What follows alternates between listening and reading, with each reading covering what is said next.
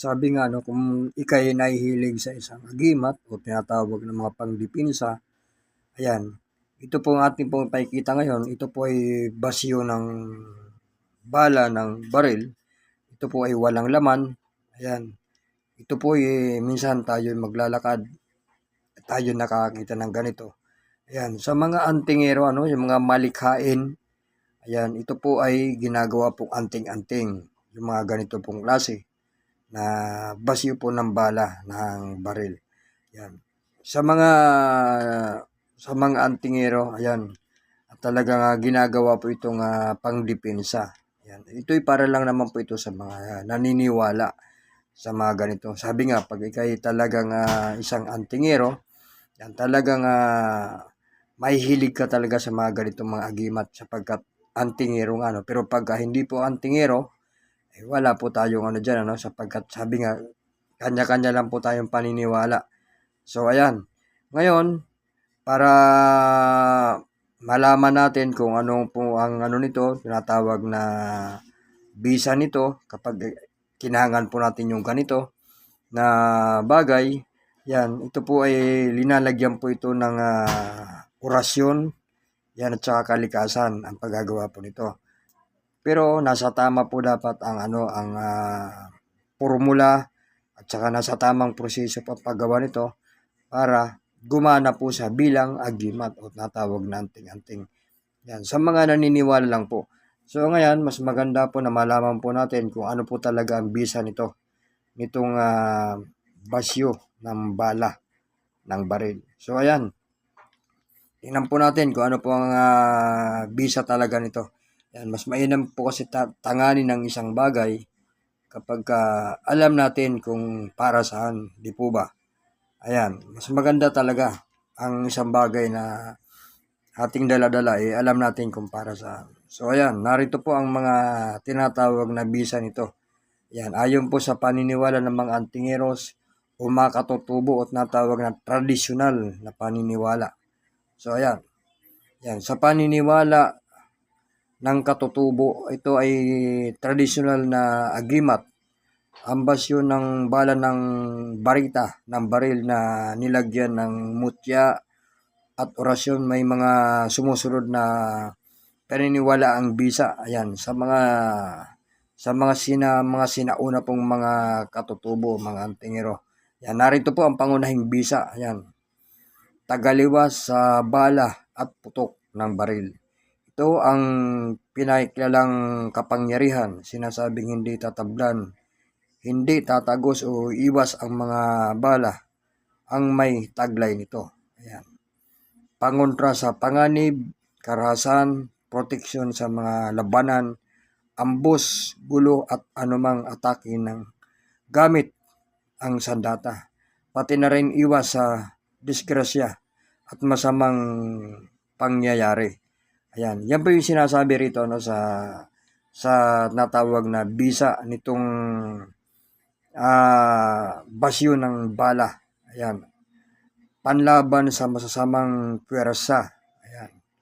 Tinataboy ang kulam, sumpa, maligno, aswang, at masasamang espiritu. Ayan. Totoo naman po yan sapagkat nung araw, ayan, na malit pa tayo.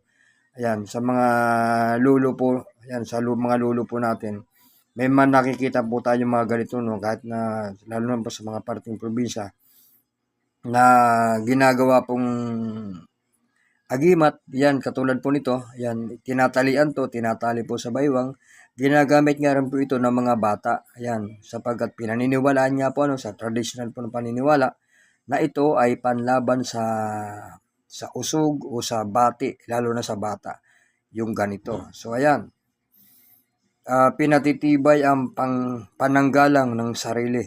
Ayan. Katibayan at lakas ng loob, nagbibigay ng tapang, hindi matatakot sa harap ng kaaway at pananatiling kalmado sa delikadong sitwasyon. Ayan po ang sinasabi po rito sa ganito pong klase. Ayan. Ang papel at mutya at orasyon, yan ay dinadagdag ang likas na kapangyarihan mula sa kalikasan, bato, perlas at iba pa.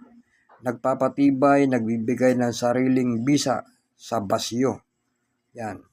Orasyon, ang mga dasal, ritual at salamangka. Ayan, ang nagbubukas at nagpapatakbo ng lakas, nakapagpaloob, nagtatalaga rito para sa tiyak na layunin. Ang basyo mismo ay pinaniwalaang may sariling lakas dahil galing ito sa sandatang nakapagdadala ng kamatayan. Kapag binigyan ng bisa, nagiging pananggalang ito sa halip na panira. Ayan, sinasabi po sa ganito pong klase. Ito ay bahagi lamang ng paniniwala at tradisyonal. Yan. Kadalasan, sinasabing magiging epektibo lamang ito kung tama ang paggawa, pagtatalaga, at pagsunod sa mga alituntunin, paggamit tulad ng pag-iwas sa kasamaan, pagiging tapat. Yan.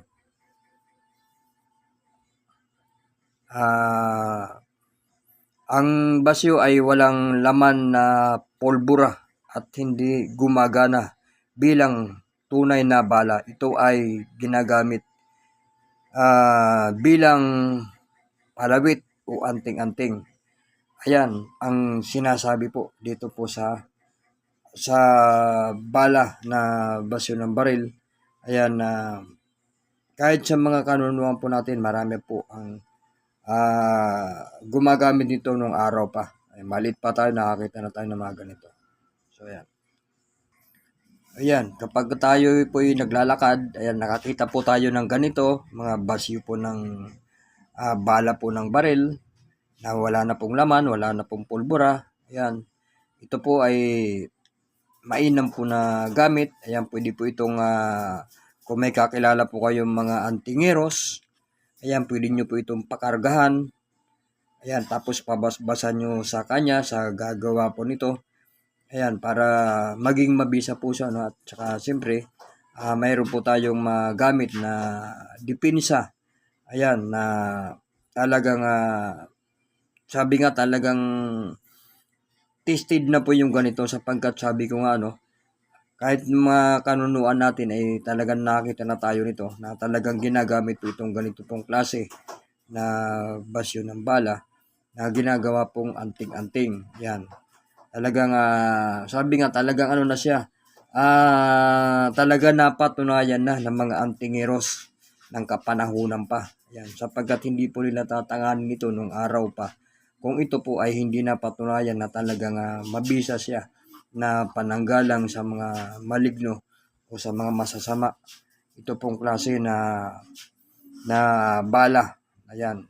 Yan, sapagkat yung ganito, ayan, sinauna pang mga gamit ito ng mga katutubo o mga antingeros. So tayo, pag nakakita tayo ng ganito, yan sa ating paglalakad sa kalsada, ayan, pwede po natin gawing agimat. O pwede naman po kayo ang gumawa nito.